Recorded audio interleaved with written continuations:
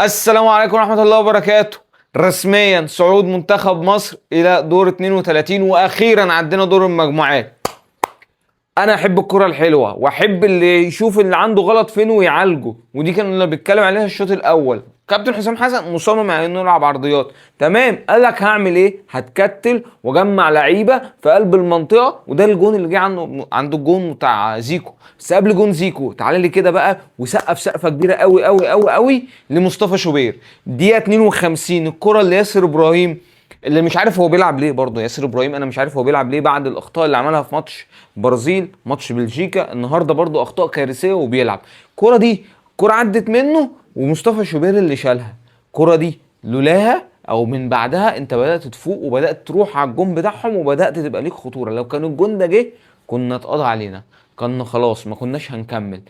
كابتن حسام حسن لعب لعبة اللي هو عايز يلعب عرضيات، تمام اوكي، وبناء على كده بدأ يجمع. الشوط الاول ما كانتش ماشيه معاه، وانا كنت واحد من الناس مستغرب انت ازاي الشوط الثاني ما بداتش بتغييرات. انا كنت عايز ابدا بتغييرات لان ما دام هلعب عرضيات خلاص بقى اعمل تغييرات. لكن كابتن حسام حسن اذكى مننا كلنا ومذاكر الملعب، ومعاه محلل اداء عالمي اسمه محمود سليم، هو مذاكر الملعب صح وشايف اللي احنا مش شايفينه فعلا.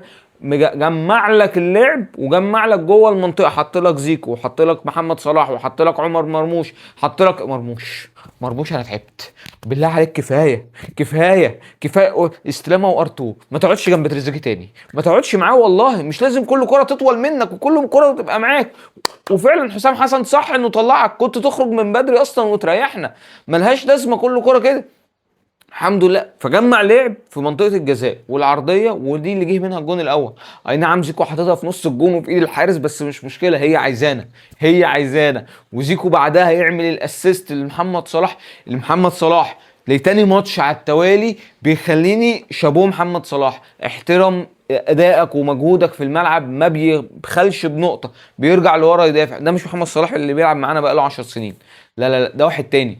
ده واحد تاني بيرجع لورا يدافع، بيستلم ويقف على الكرة ويسلم الناس ويطلع الناس، عينه على الملعب، عامل لنا شخصية في الملعب، وجوده مهم في الملعب. يعمل لك النهارده جون واسيست، الماتش اللي فات عامل لك اسيست. لا محمد صلاح لو هو خرج من ليفربول الموسم ده او الموسم اللي هيبدأ، هيروح على فرقة كبيرة، مش هيروح على فرقة عادية، مش هيروح فرقة قليلة، لا هيروح على فرقة كبيرة في الشامبيونز ليج عادي.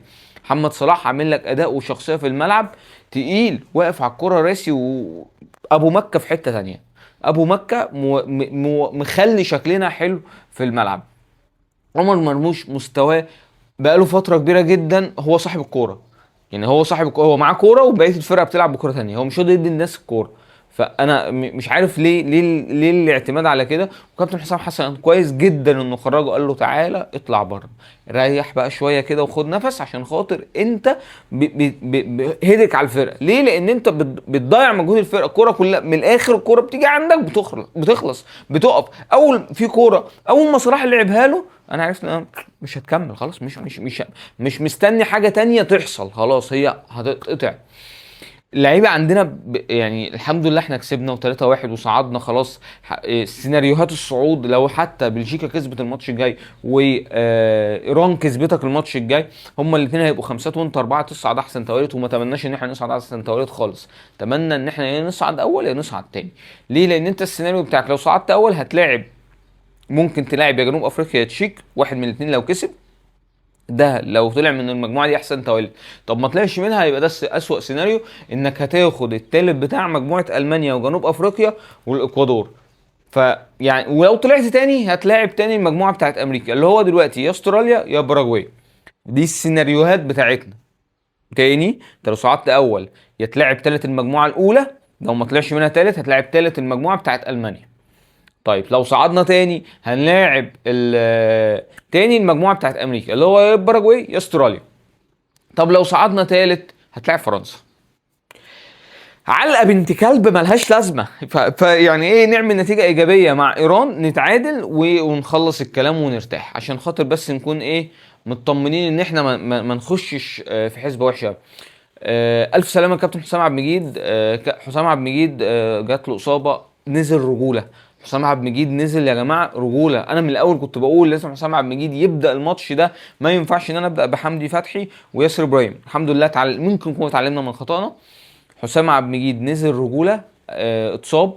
للناس اللي بتسأل هو ازاي انا عملت ال5 تغييرات وحسام عبد المجيد اتغير، في بروتوكول في الفيفا لو اللاعب ده في اشتباه في ارتجاج، طبيعي انه بيخرج، مالكش دعوه بعدد التغييرات بتاعتك، الطبيعي انك بتخرجه حتى لو انت عامل التغييرات بتاعتك كامله. دي الحاله اللي بتاخد فيها 6 تغييرات، وبناء على كده حسام عبد المجيد هيقعد اسبوع او 6 ايام بالظبط ما يتمرنش مع المنتخب.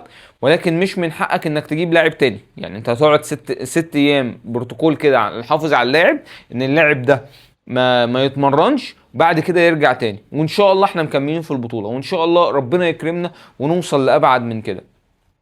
تعليقي كله ياسر ابراهيم مستوى سيء جدا. شوبير يا جماعه، شوبير يا لهوي على شوبير يا جدعان، ما يرجعش على مصر.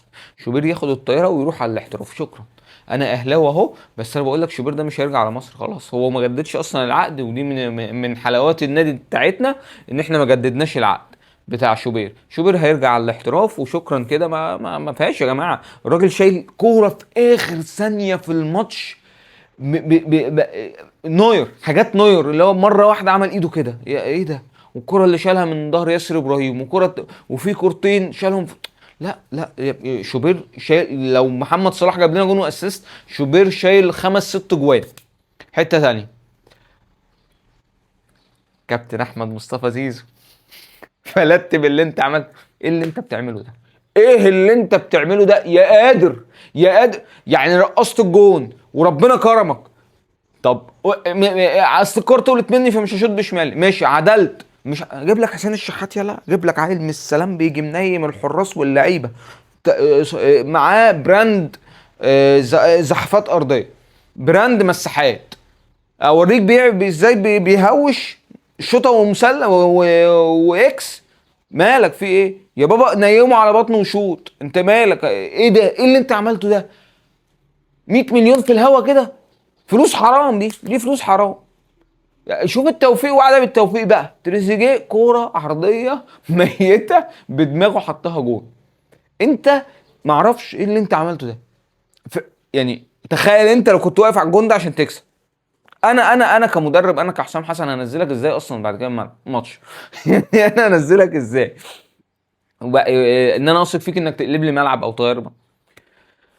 احنا لعبنا ماتش حلو، ولعبنا ماتش تكتيكي جامد جدا. كابتن حسام حسن، الجهاز الفني كلهم كانوا على قدر المسؤوليه. كابتن حسام حسن كل مره احنا بنعترض عليه وبنقول ما ينفعش، لا هو بيتمسك باختياراته، بيعدل تعديله بسيطه توصله للكمال وبتوصله للنتيجه اللي هو عايزها. ما تقدرش تتكلم. هو حاليا حسام حسن ده اهم شخص في تاريخ منتخب مصر. حسام حسن هو اللي صعدك كاس عالم 1990، صعد كمدرب 2026، واول مكسب ليك في كاس العالم هيتسجل باسم حسام حسن. كابتن حسام حسن احنا بنشكرك جدا على المجهود ده وعلى العطاء اللي انت بتديه، على باين ان اللعيبه يا جماعه، اللعيبه مش نازله ان انا مفيش المستوى اللي احنا كنا خايفين منه، ان انا كسبت بلجيكا واديت قدام بلجيكا وعادي هنزل اكسب نيوزيلندا. لا، خدوا دش سخن من بين الشوطين، نزلوا ظبطوا الكلام، ظبطوا الدنيا فعلا.